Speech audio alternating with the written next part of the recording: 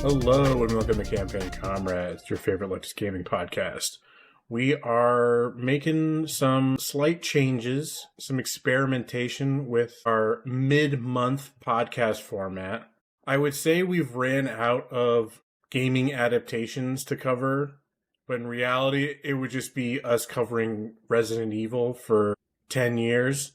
You know, there's enough Resident Evil adaptation content to last us forever, but We've just become a Resident Evil podcast. yeah. Andrew would be happy. We're doing Only Vati lore dumps on Resident Evil movies. And that kind of ties into what we're changing these episodes over to is more just what's like the current state of like our backlogs and what are we playing currently, with the hope of touching on, you know, retrospectives and maybe more current games that we don't necessarily always have the chance to talk about more in depth other than just in passing in maybe a news episode. Recently, I've been, you know, in my normal struggle of trying to pick a new game, and RE4 is sitting on my shelf for Andrew's episode, and I'm just like, not going to do it. Just not going to do it. So that is not what I picked last night when I was slotting something else in. I ended up going with Knights of the Old Republic on Switch. I'm playing it on the new Switch 2. So yeah, Matt and I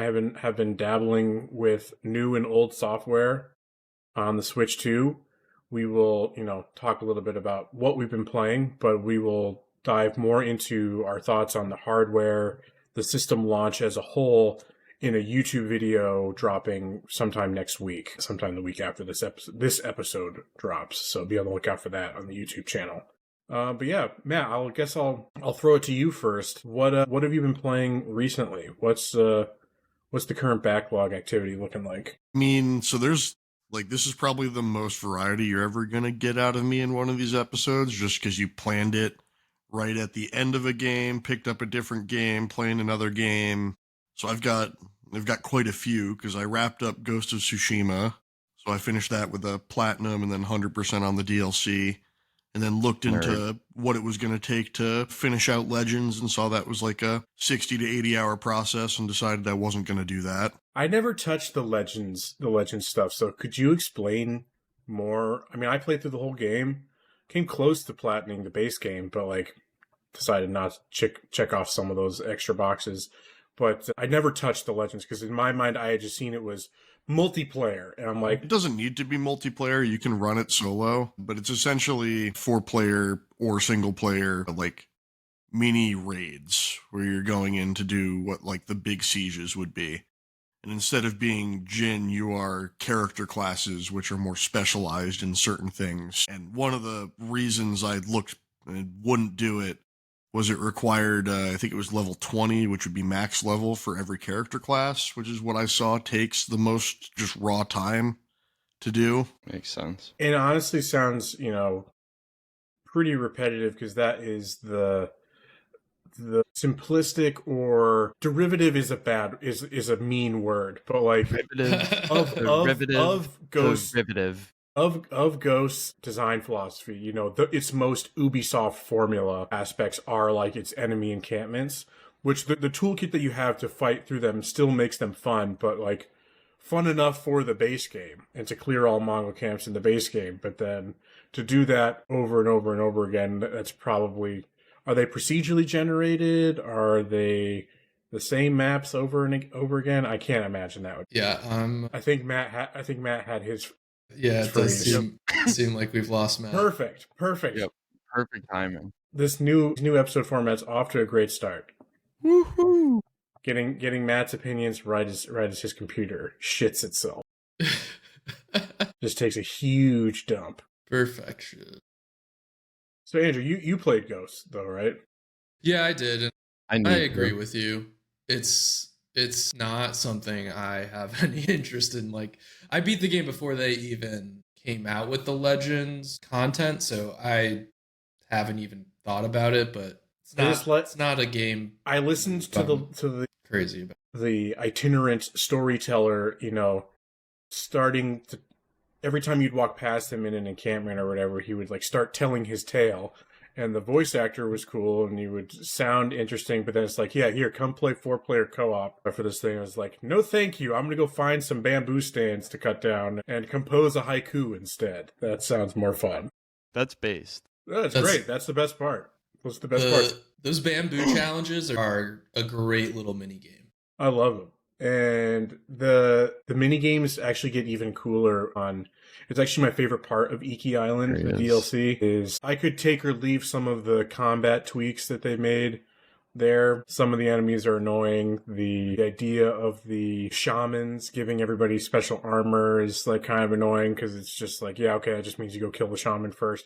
But like the new kind of, instead of like the fox shrines or whatever, you go to these like kind of wildlife little sanctuaries and you play your flute in kind of almost like a, are you guys familiar with the, what's the name of the game? It's the trombone rhythm game. Trombone Rhythm Hero. game?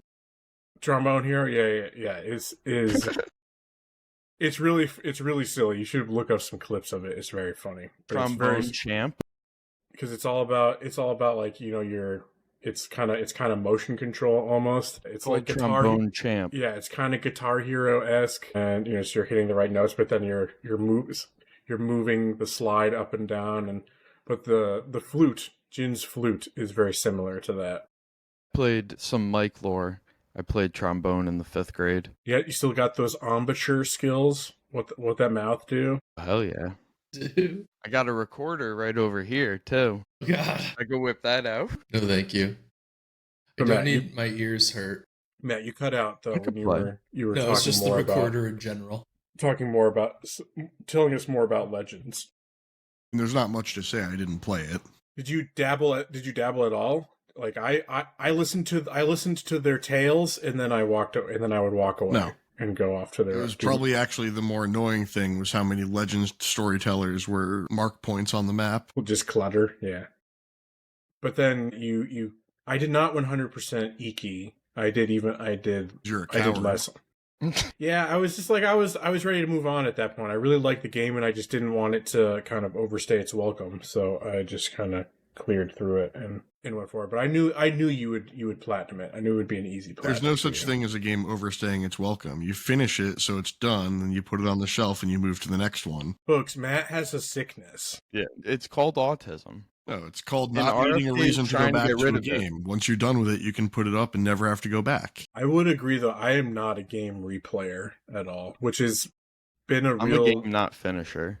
We know this. This has been a struggle for me, Impossible. though.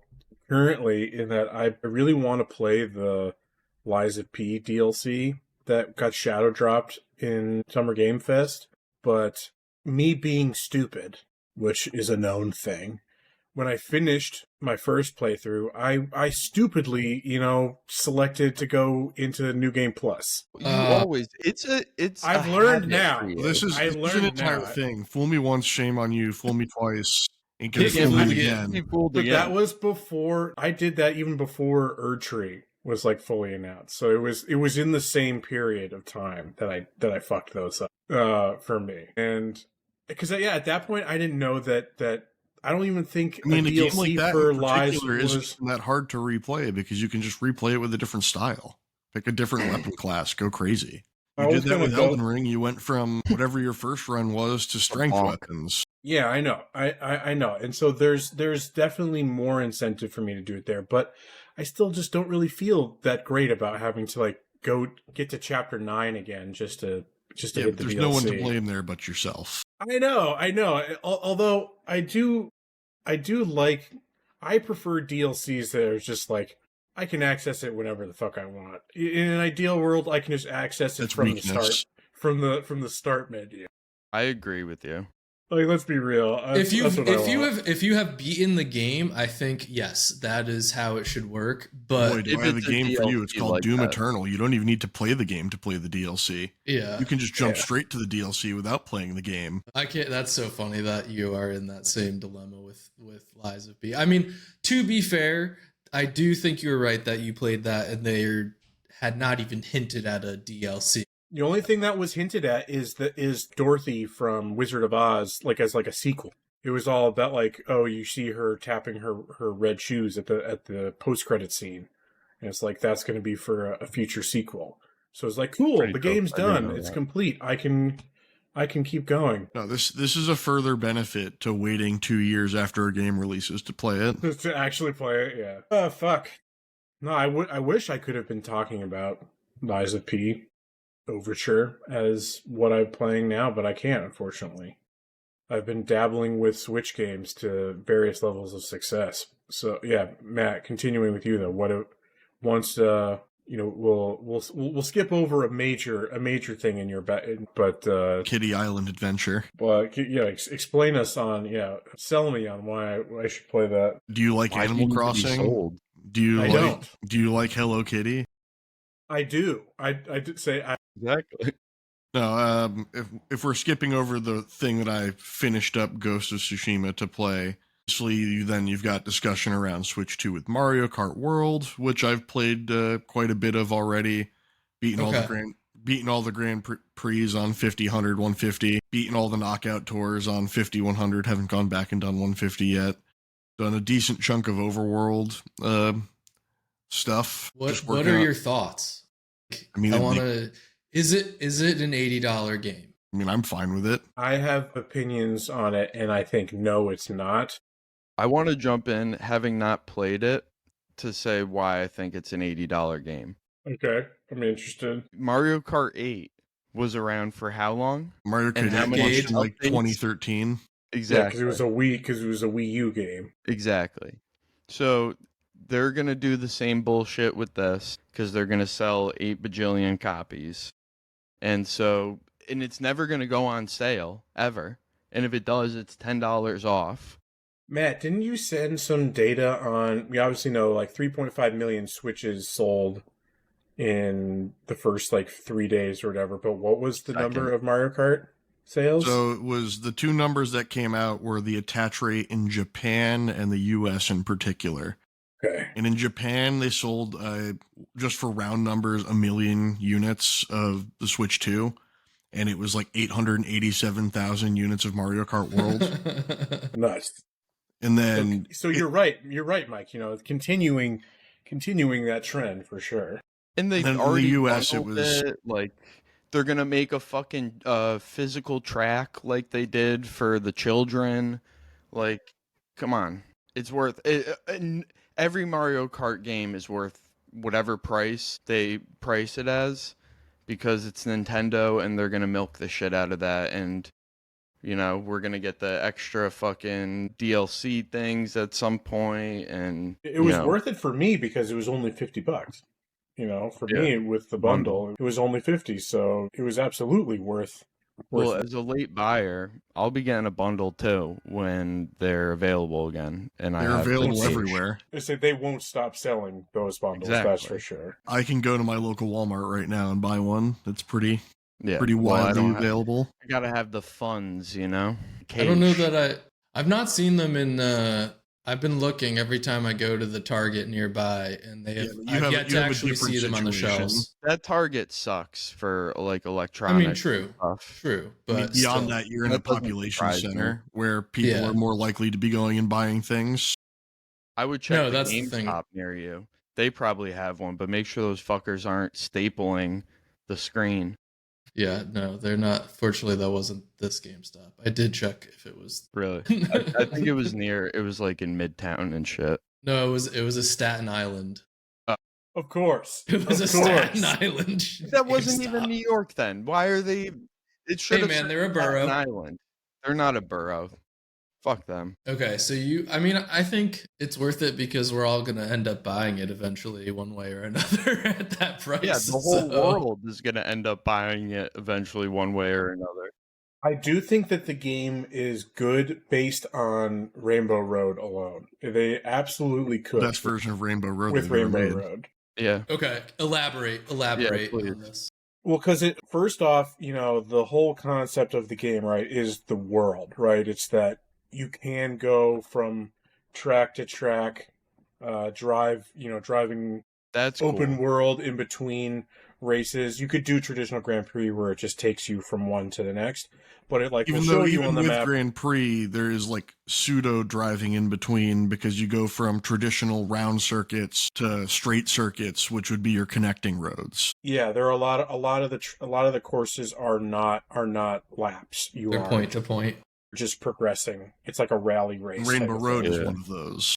Yeah, and so I each like of the that. Grand Prix, will traverse through the different regions. So they have kind of like geographic environmental themes: a desert one, a mountain one, a snow one, a China one. Let's be Did real. you say a China one? Yeah, China. that one's kind of like autumn themed, but the architecture is all Chinese. What that made me think of, because Nintendo's obviously Japan, is that Family Guy clip where it's like there's a Chinaman among us. I wonder who it could be. That is one of their most racist and funniest clips. Yeah, it's so good. Yeah, it's just a Chinese peasant with a water buffalo. Yeah. Yeah. And all the Japanese guys wearing suits. Yeah, they're in a corporate boardroom. Yeah. He's got like buck teeth. And so each of the Grand Prix, goes through these.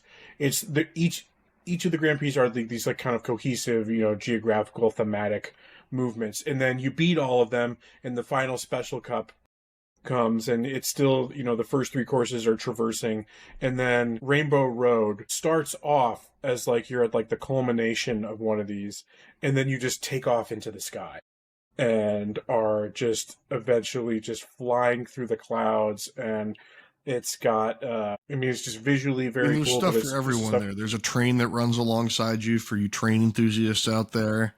I know Mike just got giddy in his seat. Good.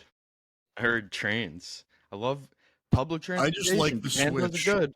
I like the switch up of the straight courses. That's some of my favorite addition to. Hearing That's that, cool. yeah, hearing that alone, that's big for me because as the race head in the group, like those in like Forza and Horizons or Forza, whatever, like those are some of my favorite races. It's a greater challenge for learning the track because You're rather not than just running it 5 times. rather than doing the same lap over and over again, where you're Using the an same expert shortcuts. you're an expert. Well, yeah, and I was just gonna say like the shortcut variety and like The way I would that's probably describe more fun. Mario Kart There's so World much more is that that they've haven't seen. raised the skill floor. They've taken away a lot of your ability to fall off the course, as making it more difficult. They've also raised the skill ceiling because of the amount of different ways you can progress through a course. And I are saw you taking the people rail? Are you taking the grinding. shortcut? Are you? Yeah, the grinding is pretty easy, but so they've added some new mechanics. Like one, it's like it's like a charge jump. So if on straightaways, you have to be careful that you haven't hit a turn input because you will that's how just you then drift as well. you will just go into a drift. But so it's the same button. You hold R and they start to kind of charge up and build up the speed boost, but then they will jump higher. And if you can do it correctly in the right direction, you can jump up onto walls and wall ride, which then again, if you hit like another, R boost thing, it'll give you a speed boost, and it looks cool. It's there's a lot So more you room build for up skill speed on rails too expression. as you jump repeatedly. Yeah. You have to. It will throw you off of it if you're not careful. But yeah, so you are falling off of courses way less, if at all, because they have put invisible guardrails on pretty much all the You're still liable to get danger fucked spots. on jumps if someone blue shells you mid jump. That's the one way that you'll get knocked off, and what's his face will come with the fish hook to pick you up. Lakitu, how dare you? I didn't want to butcher the pronunciation. If you get shelled mid-jump, yeah, that's not good. Matt's description is good. They've raised both the floor and the ceiling. So I was playing a CC Grand Prix with my nephew yesterday, who is just turned 5 and is like not really... You're supposed to play at 150cc mirror mode. He's just starting to, get that I got to press these buttons to do these things, but he was doing pretty well. He was doing, honestly, not too bad. I still smoked his ass. I'm not not letting him win. Don't pull No, punch. no, I'm not pulling punches at all. You don't make people better by letting them win. You beat them Well- down mentally until they find a way to overcome. One thing I did is I didn't frame it in terms of explaining that. Yeah, Oh, He you lost. just- He's you a get fucking up, baby and he got smoked. You you're get, coming you in. get You're up, coming in you 19. throw the controller down in front of him and say, "What? What? You Hey, can't beat 19 me." to 24 isn't terrible. No, it was good. I was impressed. Yeah. It wasn't But he was even 25 of 24. he was even learning how to do how to use items. Items, cool. I'm ashamed to admit this conversation did make me look up if the GameStop near me has a Nintendo Switch 2 available. It's a good console. Feels I'm way much- better in the hand. I'm much more positive on the console than I am on the games currently, which I'll get into, I guess. So I played Mario Kart. I think it's fun. I think it's fine. Worth it for the $50 for me. I don't think it's worth. I say get the bundle unless you are an absolute. You have the expendable income, and you are 100% on. It must be physical. Then I think I'm buying getting it just so that I can tell bundle. gaming companies to keep raising the prices until poor people can't play games anymore. Yeah, it's like Gatekeep Girl Boss Gamer. Yeah, it's. I was tooling around a little bit in the free roam stuff yesterday, and I have just barely scratched the surface on that, and am not certain if I like what's going on there. I need to figure out more of how things work, like how you can be in free roam and start a race in free roam. I don't exactly know how that works, but I've come across some of the challenges. Some are much harder than others. Like, that's where a lot of the skill stuff comes in. Like, there was one where it was like on the wall of like a canyon, basically. It's you have to wall ride through these gates to do it, and I fucked up immediately. Others are just kind of like speed challenges. But I like the costume additions. I know people are sad that like some of the wider roster was cut down, and like Link is no longer there. It's only purely Mario. Yeah. Mario universe. Link in the Until they start Inklings were adding all it. because it was 8 Deluxe, which was just all DLC stuff and ways to build out the Mario Kart 8 roster. Yeah. Exactly, No, and that's I what's like going it. to happen here. No, I like the roster so far. It's already huge, so particularly with all the different. As long as they have both Costume. Weird. The roster's Waluigi only one and character, and Wario. it's just the cow. My absolute downgrade though is no more cart customization. Again, not yet. I don't think that's going to change. That is a absolute downgrade in my opinion. Interesting. I think that'll change. Matt, any insight? Was that something that got changed in 8? I mean, I never owned a Wii U, so I know, think but so. I don't know if you know the lore. I no, think so. I have no Nintendo idea. lore master. Because it's like you're talking about like customizing the specs, Parachute right? and wheels. Yeah. Yeah. I feel like that's too central to like how the game's balanced for them to add that. I don't think that they will add that later. You still have a parachute? Is that a thing? Your wings. thing just turns into wings. Okay. There are still gliding portions. There but is it's, gliding. It's just part of it. No anti-grav, but that was like a unique thing for 8. Was the unique Yeah, but you mechanic ride for on 8. top of the water, which is way more fun. Slows you down though. But Yeah, unless you're good at making you the wanna- jumps off the waves. want to hit the waves, yeah, to get jump boosts. That's fun. Yeah. So Mario Kart is like, for what I paid for it, totally cool. I'm fine with it. $80. I don't quite buy the value consideration, but honestly, for Switch 2, I'm like kind of down on the launch lineup of games, just because Mario Kart's basically it. I've played some Welcome Tour. For all of you out there who may be listening, shelled out it ended up being like only $7 for me because I had some eShop points You hear that I that? You redeemed. hear that? You hear that oinking, folks? You hear that oinking of the little Nintendo piggy? I had to see in order to make my informed judgment, and it's not good. Unless you are a super nerd who's got to see it, like it's stupid. It's like, it's very slow for one thing. Like it takes forever to just walk across the face of the fucking Switch on this thing. It's just like, it doesn't feel good to move across. But then pretty much all the mini games are just mouse control tech demos.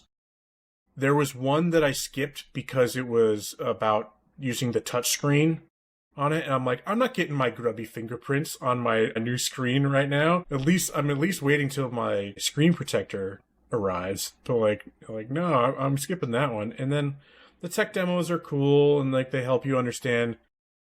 The coolest thing that you've learned about them is like what the new HD Rumble is capable of. Like that they're able to have it basically make noise is kind of cool. Like what? Wait, that was can you explain? like what is that? So the HD Rumble is, just like the haptics. Right. And they were one of the recent tech demos I did was like, we can make it vibrate in such ways that it actually makes audio frequencies. So like they had it doing like the Mario Kart or the Mario coin sound effect and there were a couple other ones, but like cool. they can do some kind of crazy stuff with it. So that was cool. I think I'm probably about like 3/4 through unlocking the different areas because you just have to like run around and find.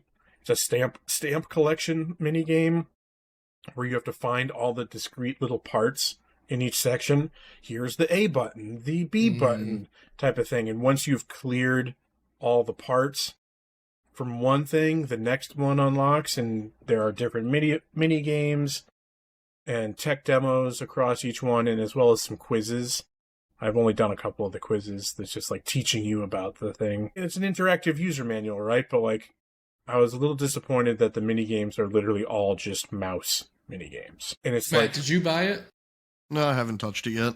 The mouse like works. It absolutely works, but it's also annoying. It's like it definitely works, but it's like weird and both too precise and not precise enough, and it's weird. It's what's cool about it is that you can use it like on your leg or on the armchair of your seat or something. But for some of the mini games where it's like you need to clear this path without hitting the electrified rails to get to this point, and you got to do it in like 4 seconds. You got to be pretty precise. So I had to get out the lap desk and do that. But I don't know. I would say don't buy it. It's funny to kind of look at it as in a capsule, but I'll maybe have more thoughts on it in the video we do. And then what I was really getting into, or was trying to get into, and it has ultimately left me feeling quite disappointed, was playing Xenoblade Chronicles 3, that for various technical reasons that Matt explained to me, and I'll let him explain, actually looks worse on Switch 2 than it does on Switch 1. It does not have an official full like performance patch, a Switch 2 version, if you will. All the update it got was just a compatibility one of making it so that you could turn it on and run it. But I don't think performance is a problem because I can play those games at 30 FPS and be fine. It looks awful. So I put it down. I put in about 4 hours and have just decided to wait until hopefully it gets some update or an official Switch 2 version because it just looks really, really bad. And so Mac, you can you explain to me why it technically does. It looks, the resolution is actually worse. It's just a P issue.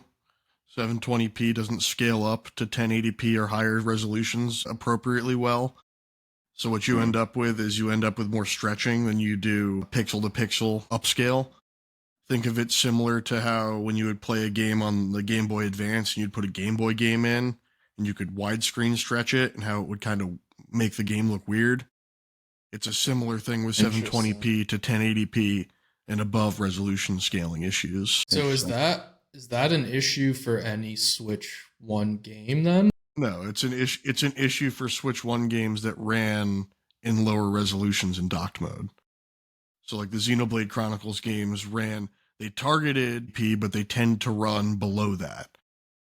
There are going to be other games that will have that 1080p target and will continue to maintain that 1080p target because there's less going on. Okay. And then I'm also playing it on my 4K TV, and it just honestly looks like I've smeared Vaseline all over my screen. Did you look at it? Did you take it out of dock mode and see what it was like on handheld mode. It wasn't much better. It's going to be the same issue in handheld because in handheld on the Switch 1, it's targeting 7p because it's a 7p screen. Right. Now the Switch 2's handheld screen is 2p. So it's still... So you're going to have the same stretching issue. Same issue. But like I played Fire Emblem Engage last night and this morning and had no noticeable issues of blurriness or... Toothpaste Chan looking good? Yeah, male Toothpaste Chan. Bad. Disagree. Nope. Disagree. Only character worth playing. We go female Colgate Chan in this house and that's it. Which means nothing to me. Yeah, she's same got here. they've got half blue, half red hair. So people were saying that they look like the toothpaste. Perfect. It is an interesting character design. We'll leave it at that. So will Pokemon Scarlet and Violet look better? That's they got an that's update. got a They did? Okay. Yeah. Official update, 60 frames, high res textures. What I was trying to assuade Ben with last night was I'm expecting, similar to how Nintendo Switch Online will get a monthly release of, hey, we added these games to one of the launchers. I'm expecting monthly, like, such and such Switch 1 games got a boost to their frame rate or a boost to their resolution. And I think that's going to be their way of keeping in the news consistently. Well, and I think also, while they are kind of... And you'll still get Switch 2 editions. Some games will absolutely get Switch 2 versions. I think is that particularly their kind of like in-house first-party developers, which they kind of count Monolith as one of them. Better, because Monolith was hands-on with pretty much every one of their most successful games. Right. So and Xenoblade, if you like look at any of their marketing things, like if you go into like the Nintendo Music or the Nintendo Today thing, Nintendo Music, it's there. You can choose. Xenoblade is not in Nintendo Music. I don't think you're right. I've literally been listening to Nintendo Music the last 3 days at work. Where did my Nintendo Music? So funny they released a music app. Maybe what I'm really thinking of is just that you can choose like Xenoblade as a theme you can choose it as a theme in the one of those apps. One of those I would expect because like Xenoblade Chronicles X has maybe I'm thinking of Alarmo. Alarmo has a Xenoblade thing. But like Xenoblade Chronicles X has a 60 frames per second mode hidden in its game files, which people theorize is a Switch 2 update or patch or addition down the line. As far as we're concerned, like Switch 2 editions work pretty well for how we have things set up with our the expansion pass, because a majority of the Switch 2 edition games, their updates, which would be paid for, are included in the expansion pack. So, like, I'm going to be able to put my Breath of the Wild or Tears of the Kingdom copy in and update it to the 4K Switch 2 version and run around and test out that, similar with Mario Odyssey. So will I be able to play those then? If you have Breath of the Wild or Tears of the Kingdom for Switch 1, if you plug them in, you would get the full update. Yeah, you have to have the base. Have to have the base game. Yeah. And, like, you also haven't messed around with the GameCube launcher yet. I've played a bunch of Soul Calibur 2 already.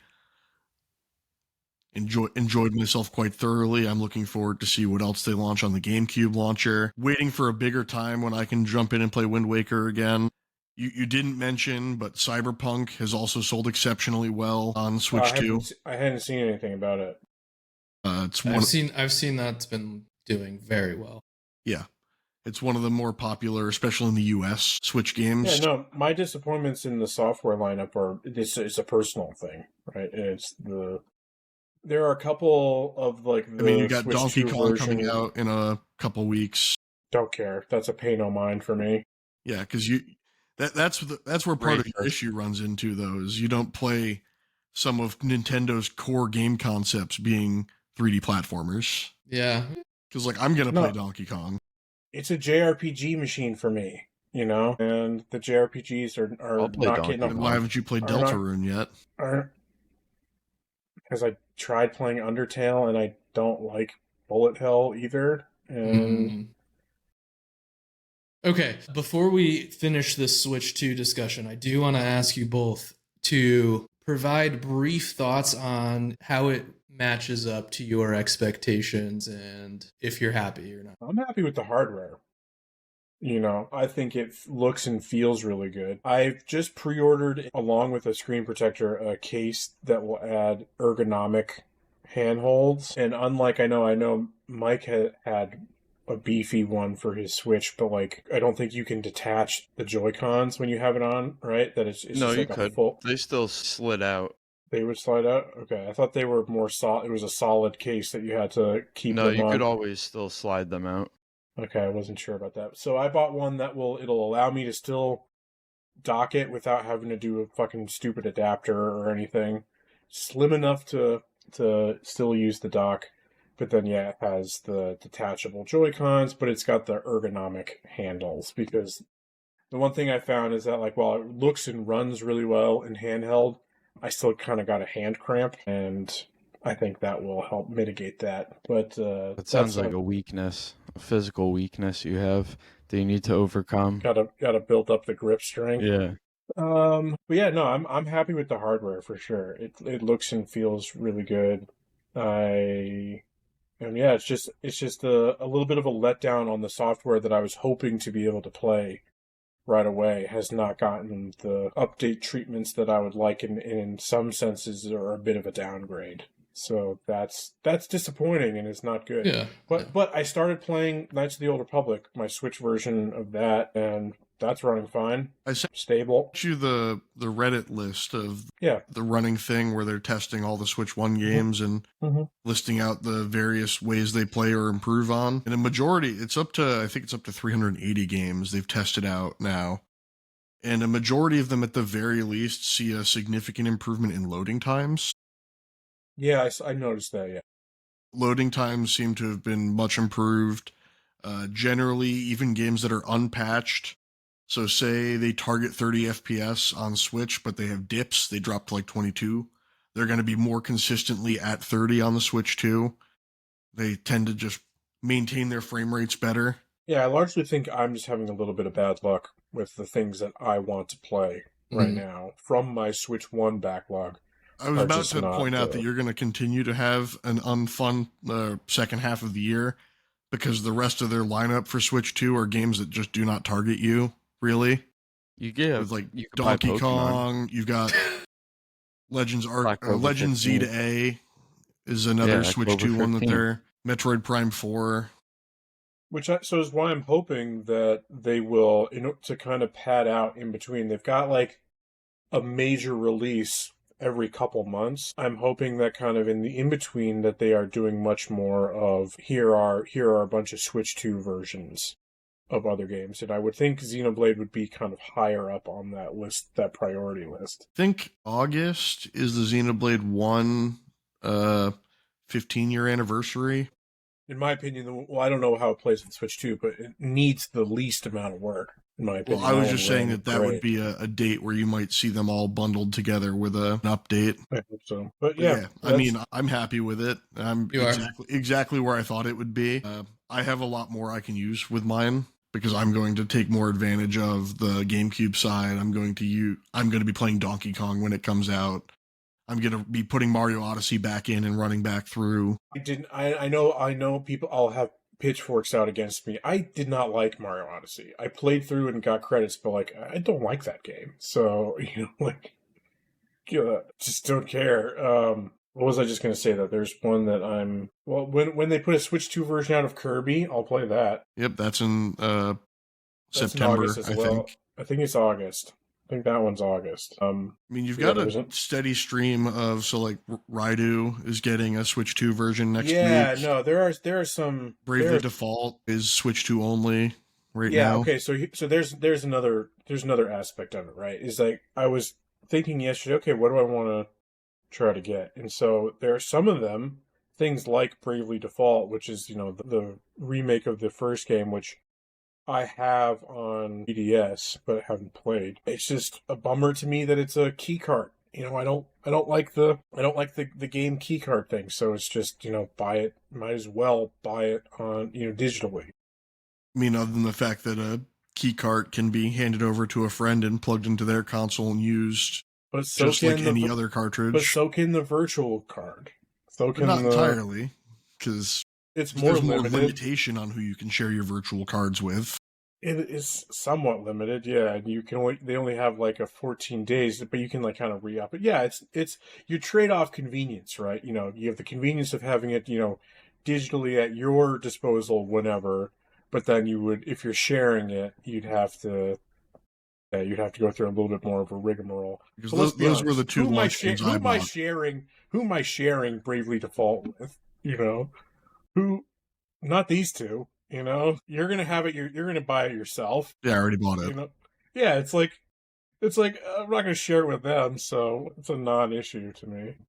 But yeah, I looked at the list that that Reddit list that you had sent, and KOTOR, which had been on my backlog, was listed as, stable performance. So it's like, okay, let's slot that in, try it out, and it's pretty good, In terms of performance, it's excellent. It's fine. I have no problems. It's just, it's an old game, right? So that's the game itself. But yeah, I only got turned about into a Switch 2 episode. That's all right. We can shift focus now, because the other thing that we've been playing that Matt was alluding to is Andrew's game of That's right. recent backlog. Hell yeah. Hello Kitty Island Adventure 2. Elden Ring Edition. Night Rain is what we're talking about. And I gotta say, these are the online multiplayer type of game loops that absolutely will get me interested in playing that type of game. Doesn't have to be... We should say an interesting transition, actually, is that the positivity you have around Night Rain might actually get you to buy a Switch 2 so that you can play Duskbloods when it comes out. It's going to. It's if I don't procure one. Night Rain is absolutely a tech demo for Duskbloods. Well, I mean, it's them figuring out their fucking god-awful netcode, that's for sure. Ironing out the kinks there, yeah. So, like, besides the one major issue with Night Rain that, we talked about primarily in our no 80-person queues, is just like the forest. Essentially, it's best to play with two other people or else your experience is going to vary. Yeah, how much enjoyment you'll get. It's changed a little bit. I haven't had too bad luck with randoms. Okay. It's changed a little bit because the pool of players are the general, troglodytes are starting to, even themselves, are being dragged through the mud to kind of see. Well, either that or they're being scared away from the game because they haven't beaten the first Night Lord in 3 weeks and they're dropping it. But like you see that most people are a little bit more knowledgeable. You can tell when someone still, isn't the sweat because they're running straight into Bellbearing Hunter. Most people know to avoid him, but no, it's other things like we're in the courtyard. Of the main castle. It's the Stormvale, Banished Knights, all those people, and they're focused, and they're just like trying to clear out all like the little guys. And I'm like trying to just like, I'm like running a circle around them. Like, no, this way, come this way. We're trying to go up. We're trying to go up. And they're just like wasting time down below on the ones that aren't going to drop the right things. So it's little real bits of nuance that take a lot of kind of research experience to realize that that's the proper way. But most people have figured out the general flow. So it's been a while since I had that one Revenant player who didn't know, who had progressed far enough in the game to unlock the Revenant, but didn't understand what the rain was. That's so funny. Just kept running off into the rain. I don't think they'd ever gotten to a final boss fight because they didn't know how to enter the spirit shelter at the end of day 2. So just ran off into the rain and died. While me and the other random are just sitting in front of the final boss door, just kind of looking at each other, doing emotes at each other. And then 10 minutes later, eventually the matchmaking thing kicks in. It's like, okay, we're going to rubber band you to the final boss fight. But of course, the guy had died, had never hit a grace, so he's still on 3-bar drop. So he gets pulled into the boss fight, walks right up to the dog, takes the hit, immediately goes down 3 bars, and the other teammate wastes their time trying to res this useless dead weight at 3 bars to then die themselves, and then I gotta try to bring them up, and I die, and it was just a It's your shit fault show. for not playing Guardian and protecting the flock. Yeah. Gosh. That, like, just running back into the raid and dying like that is... There's I nothing almost feel like wrong that with person's running into doing the a rain bit. if you know what you're doing. Like when I ran solo the other night, the final ring closed right by a church that I hadn't gotten yet, so I ran out into the rain to hit that church to get that last flask so I could go back and have max flasks going into the Night Lord. But like there's a little bit of situational awareness involved because I think it's after 90 seconds out in the rain, instead of it just being a consistent, like, I don't know, let's call it 5% of your health damage over time that you take, it becomes essentially like 30 to 40% of your health per tick will start to go down. It's basically an unlivable situation after 90 seconds. Then I'm pretty sure it resets after you die, so you can just go back out and get those runes that you dropped and continue that process. But that's no fun, in my opinion. Matt, you sent us a video of people speed running it. My question is, how do you speed run the game when it's on a cycle? You know, where you can't trigger the rain. Yeah, the trick is to beat contract the night bosses and the Night Lord as fast as possible. So because the rest of the run is on a set timer. You can't affect that. They beat the entire days 1 through 3 of the final Night Lord in 33 minutes. And a normal run is like 45 to 50. Wait, what? How? I mean, if you'd read my text messages, you would have seen that they were playing Iron Eye, Recluse, and Duchess. Yeah, no, I did see. I saw the group. They essentially had like Comet Shard. But you're saying purely through spells that did stupid damage, and then he had a bow with barrage that did poison. And it was basically constantly marking an enemy, him getting blown up by spells, because like bleeding health. Yeah, Night Aspect only got to do one of his open dimensions attacks and did it, and then died almost immediately. Matt, apparently we haven't seen all of his elemental things as well, and he does sleep. Yeah, he does. I think he goes through the whole. He goes through the whole gamut. Yeah. I would like to make an amendment to our Night Rain video where we're like, wow, I hate that Augur makes you play ranged. You don't need to. You can absolutely kill that boss with melee. I have not done it solo. I'm pretty sure I beat it with I was a wilder during that one. It's actually easier to do solo than it is in a group because a majority of its attacks when it like charges at you leave itself big for openings if it's only looking at you. But if it's looking at your teammate on the other side of the map, now you're got to spend all your stamina to run over there, and then it's gone. Like, I beat it, and I didn't wake it up out of a single sleep bomb. I didn't have any lightning. I essentially had to use all of my Wending Graces on sleep attacks, because I was dying to those more than anything else. Like, I went in with unoptimal... Because, like, my good weapons were all frostbite buildup, which it's immune to. So I had to go with Sacred Claw weapons instead, which are okay, but it can't be bled. So what class were you? Executor. I was also level 15 and barely had to do any like actual running around on the map. Like I spent the second half of the final day like leisurely walking around, killing a Miranda flower, and then just waiting for the ring to close in. That reminds me of the run that I got as like my last 2 trophies to get the platinum. It was when I finally got the Plague of Locusts raid. It's the best raid to get. Yeah, and got the boon where you get a shit ton of runes on you just get random 10k runes randomly on hits. On just random hits, and it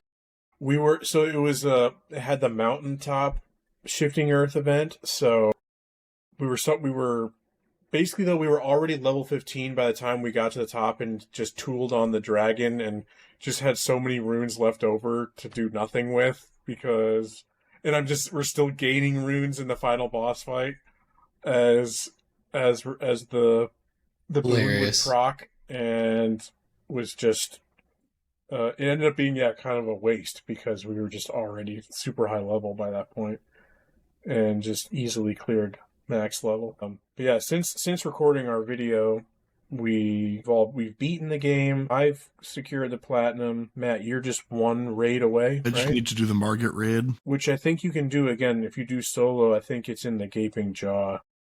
I mean, it's the Gaping easiest Jaw way no to- matter what you do. I think it's through solo. I mean, that's just the easiest way to trigger any raid, is because you Yeah. can just cycle through until you Yep. find the map that you want. That's how I got it. Because I I had did that to- for Libra and Sentient Pest. Spent 40 plus minutes quitting out of matches over and over again until I got the map seed that I wanted. Yeah, it only took And me. then I only had to tactically quit out died, so I 3 had enough times. runes to pay Libra. I only had to do it 3 times because I actually got the Sentient Pest one on a co-op run, on a run with randoms, just in the right boss. I got it, and then to finally try to get the Libra one. Yeah, I did the solo thing where I could just quit out, and I think I had to quit out 3 times, and I got the right seed. So And got the here's a raid little day one. background knowledge for you. There are 320 seeds total in the game. And so it each boss speaks- has 40 seeds that you can pick through. And it speaks to a little. I mean, that's a decent amount, right? But it speaks to something that learning this little bit of knowledge to get these raids to trigger made me a little bit more critical of some of its design. I know, Matt, you had said in our original video that like one of your critiques is that like the roguelike elements are a little too light. That the randomness is a little too light. That the only things that are going to change are the placements of the types of encampments or whatever. But say the weapons and drops all 100% random each run. But like there's no seed connection to that. But like the nature of the run itself is almost not going to change because like a madness camp is always going to have the troll boss, you know. It just might be at the top of the map or the bottom of the map. A poison ruin is always going to have a perfumer, you know. Yeah, I'm with you on that. A holy cathedral is always going to have the envoys, the toot toots, and you know. So it became quite predictable in that sense. And yeah, that I think is maybe something that I wish it could have been slightly different. It's just a little bit more variety. But Andrew, do you think you're gonna try to get the platinum? Where are you at? I'm gonna try to. I have to do the remaining 6 classes. I have to win. Like I have to beat a night boss with all of them except the 2 I've done so far. Just run Tricephalos over and over again. That's my plan. Then I have 2 raids, two raids. Steadfast. Yeah, the 2 raids. Yeah, and that's it. That's all I have left. Oldest Jail. Yeah, that one too. I'll see. Yeah. 2 raids in Oldest Jail. I'll send you the Reddit thread. That guy has those seed guides on how to do all the raids and the Oldest Jail as well. Those are like the most RNG heavy ones. Yeah, but I'm going to take a shot at it. I'm going to see. I've not run solo yet, so I'm going to see how solo runs go. Why do you think, what about this game is encouraged you to try to, you know, platinum it? You are, you know, notoriously not a trophy hunter, right? You are not a trophy hunter. I've moved a little bit closer. This is, I think, my fifth platinum now. But it was more like we were done with the game, and we beat the game, and I had like 3 trophies left. So I was like, why not at that point? Yeah, I think 5th platinum. Wow, 23. It's my 5th platinum in like a year though, so that's not bad. it would be my first, and I think my first. The only reason is one. A little bit of that where I'm so close. But the real reason is I just don't feel done with the game yet. I want to keep playing it. And if I'm going to keep playing it, I might as well try to just get those last couple of trophies if I'm spending time in the game anyways. That's really why. Most of the time, for me, games, as we talked about a little bit earlier, games overstay their welcome for me, usually a little bit before the ending of the story and narrative. I just eventually get tired of the mechanics of playing a certain game for 60 plus hours. So I just haven't hit that point yet here and want to keep playing it. And that's really the only reason. I'm definitely going to buy a Switch 2 for Duskbloods if I don't have one by then. I can tell you that. Without a doubt, this game has made me very excited. Yeah, especially because this isn't even Miyazaki. This is the B team. Yeah. To be degradatory. It's still good though. I think they cooked. You have to look at this from my perspective, where I'm used to the B team making like Dark Souls 2. This does have some little bits of Dark Souls 2 energy in it. It's developed by the B team, but the lead was part of the A team. He was the combat director for Elden Ring. So I've been enjoying the videos of people going back to Elden Ring after playing Night Rain and jumping off a cliff to go down somewhere and killing themselves. Yeah, I'm worried how much muscle memory is going to affect. I was debating, do I play Bloodborne now? And just wondering how my muscle memory would be impacted by this. Why can't I sprint? I think it's just I think they absolutely cooked. It's a very engaging thing. I find fun. I'm just excited to see what they continue to update, for free and on additional paid DLCs. Yeah. There was something about the end of the month they're going to be looking to add change ups to the Night Lords. They're going to give every boss a third phase. So, but speaking of consistency and coming back to keeping up with these kind of online games, Mike, what have you been playing? I told you not to talk about playing Pokemon Go, but you... I was just going to say, consistency in gamings. Mike has been playing Pokemon Go and Assassin's Creed. Mike, Pokemon went to the polls. Yeah. Get out there and if you're in New York City and those primaries, vote for Paperboy Prince. Andrew Cuomo. Rankin Zoran and Paperboy Prince. 1-2. That's it. I sent 150 mail-in ballots for Cuomo. Yeah, and they're going to count those 5 times each, so... Yeah, I hope he wins just because it would be funny. I mean, what does New York City, what does the city deserve? Say Cuomo is the mayor that you all deserve. Yeah, but Paperboy Prince dresses as a clown, so he truly recognizes that the seat of the New York mayor is just to be the people's clown. I was thinking along to pull your hair and punch you in the balls repeatedly. One of the maxims of our time with politics is that the funniest thing will happen, and I've decided that I think Zoran will win the primary, but then because Eric Adams is running as an independent and is gonna get somehow the win. Oh boy, I totally forgotten about that. and remain mayor. I'd be cool with that. He's giving us garbage cans, so. What of at birth control? What back to the actual topic at hand? Yeah. What have you been? I'm a little surprised that you were continuing to play Mirage after you were so down on it in your episode on Assassin's Creed. Although I realized after recording and editing the episode that you were saying a lot about why you were so down on Mirage, but we never actually got into why. What was it about Mirage that you didn't like? Well, yeah, it was a lot of the mechanics and things that it was just janky still. It had that Ubisoft development feel. The gameplay itself, I felt like I was playing a PS2 game still. The platforming was janky. That's what they were selling, returning to form, right? Yeah, I mean, true. I did realize that I made a mistake in the episode that if you hold X, you do auto free run while you're running, but it still is terrible. Well, he's just really slow. That's the thing, is his running animation is really slow. It's like he weighs 500 pounds.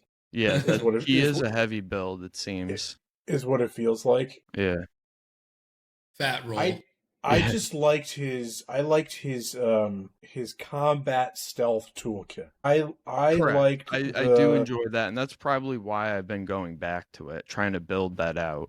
It had some of the best, in my opinion. It achieved really the fantasy description that I know Andrew made the point of, where you were you felt the assassin role. You were in stealth. You were doing instant kills and using your tools in a lot of ways. But it never felt like you were just like hiding in a bush and just doing a stab and pulling him in. It's like it was very active and frenetic stealth action in that you're moving around, you're throwing a knives. someone sights you, you throw a knife headshot and he's dead. You go back into stealth and you shoot somebody with like a madness dart and they go and start fighting a group of people. You throw a smoke bomb or like a noisemaker to attract people. So I never felt that I was, because stealth can oftentimes feel really slow, and to me it never felt that way. It always felt like I was being very active in my stealthing. I'm constantly moving, I'm constantly getting kills, and I found that to be really fun. And that was all without, I never once touched the weird glitch ability that he has where he can like mark multiple enemies and insta kill them. I never once touched it. I never once touched it because I was like, that's lame and stupid and immersion breaking. Yeah. No, but it definitely has better, like more active stealth than some of the other games, than all of the other games, really. Even the originals. It does bring back like the social aspects, which I liked, trying to, maneuver through crowds or like hiring the musicians or mercenaries or whatever. Yeah. What were your opinion on like it was like touted as like the return of the black box missions where you can succeed in any way that you want, and it is incorporating a lot of those social things like you need to get into this compound, you can either find a secret entrance or bribe a merchant and get a disguise and move in that way, or have somebody make a distraction. And like honestly, I thought that for some of them they were good, but then ultimately I think they ended up devolving into pretty railroady 100%. outcomes. Well, that and like, it just too much of like the same loop. Like there's the same 3 options for the 3, times that you could do that type of choice. Yeah, so it's like not, that part isn't fleshed out. And that is like a new introduction or reintroduction back into the series. One thing that I just find funny is that their return to form game is about like an Arab, an Islamic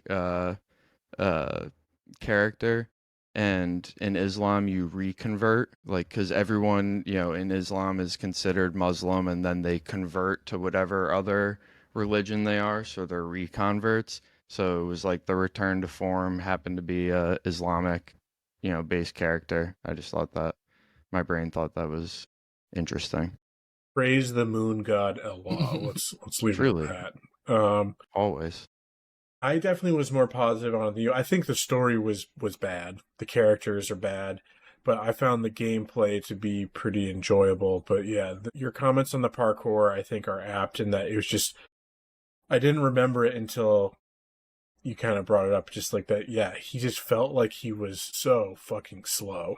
Yeah, and like I didn't even pick up on that really until you said it, and I'm like, look, the running animations are running through my head, and I'm like, oh yeah, that is slow. But it was even that, like, in tons of modern games, if you have the ability, vertical movement, you could jump or whatever, if you're sprinting and you come up to like kind of like a bunker type thing or like sandbags, say, that creating a little wall, if you're sprinting, you'll vault that fucking wall. You won't just keep. He doesn't even do the like I've come up against an obstacle and sometimes it'll run catch myself, or no, I'm still. You guys seen the TikToks of like the reels or whatever of the people who do the fake running? They're running in place, and it's just doing that. Yeah, well, and because my brain is like, you should be vaulting over this, so I'm still hitting sprint. So I have enemies like hitting me, and I'm like, come on, bro, like, why are you not think that's a skill Why? issue though, because it's literally you hit A or X Well, or whatever, and it's yeah, you no, sure, I evolve. eventually do, but what I'm saying is like, why do I have to hit A to? It's not like I'm jumping to like grab onto the wall or something. I understand like the parkour for that, like you have to hit the parkour button, but it like that minor thing bothered me the On a most. That very you just don't small auto. technicality standpoint, vaulting over something is a parkour technique. I know it is a parkour technique, but like, if you're running away from guards, no matter who you are, if you're sprinting and you come up against something like that, you're gonna, that you could essentially step over. And that's streamlined in some games more than others. Some Yeah. Assassin's Creed games more than others. No, they all suck in the new ones. I don't know about the old ones, but all the, phase 2 games have that. I feel like you had to be somewhat more intentional in Unity, where you had to, which is the game that everybody lauds as like the last best part of the parkour systems, which to me also felt pretty Dying Light clunky. 2? Maintaining in the franchise, not Yeah. not moving beyond. Yeah. Also, one of the other reasons I think I was sour on it was like having played Sekiro recently, I wanted to grapple. Mm. There is no grappling, and like there is grappling in Assassin's Creed and some, the earlier games. But I Do wanted they to even? grapple. I forget. Do they even have the Hook blade? No. the pulley lifts? Yeah, they have those. Yeah. Where you run at the wall at the Yeah, and pulley you hit thing, and you X cut and then you. cut the rope, and it pulls Yeah. you up. That's the Mhm. closest you get to a grapple. But there's so many spots where you want to jump to, you're like jumping across the street and like from roof to roof, and it's just too far for you to make the full jump. I just need a grapple, bro. Give me a grappling hook. All right. Before we wrap it up for this week, is there anything new coming out on your radar? Matt pointed out, I think I actually might be paying attention to the Raidu remastered. That looks kind of cool, like a cool spin on the It's Shin Thursday. Megami Tensei formula. But also comes out Thursday, Andrew, that you and I may want to check out is the soccer game, the football game by Slow Clap, the Sifu people rematch. Yes, that comes out. Rematch. Oh, I didn't realize that's coming out this month. Comes out also on the 19th, if my calendar is to be believed. What's the name of that? It's called Rematch. Cool. I'm gonna see how that does. I'm also isn't Death Stranding 2 in the next week Like or two? 2 weeks. That's next Thursday. That's the 26th. And I've said before that Death Stranding 2 has to be a universal 10 out of 10. This is immediately jumped into the Game of the Year discussion in order for me to be willing to slog through it, because I just think that Kojima is in desperate need of an editor, and he does not have one. That's just the man. As much as he is like the true auteur, that comes with the drawbacks as well, right? He's got the unbridled creativity, but sometimes that shit can go too far, and needs a strong red pen, which he did not get in the first game. Not ruling it out for myself. I definitely want to see how it's received, because early stuff was pretty effusive about it being a much more active gaming experience compared to the first one. And that might intrigue me if that actually does hold. I actually liked the delivery stuff the best out of the original one. That's actually the stuff that I ended up liking the most. I hope he makes it more true to life, where your character actually has to sleep for 6 to 7 hours to be able to function. And it needs to be an actual 6 to 7 hours of real life time. You got to keep the game running while you sleep. I'm really unsure about it. It's again, if it's remotely controversial, I feel like I'm not going to like it. If opinions are split at all, I don't think I'm going to like it. I mean, it's inevitably going to have split opinions. I mean, there's going to be some, but like, I don't know. People have become much more, even like the haters of the original one have become much more apologetic for its flaws. The original Death Stranding has improved. Its reception has improved with age, I think, to a much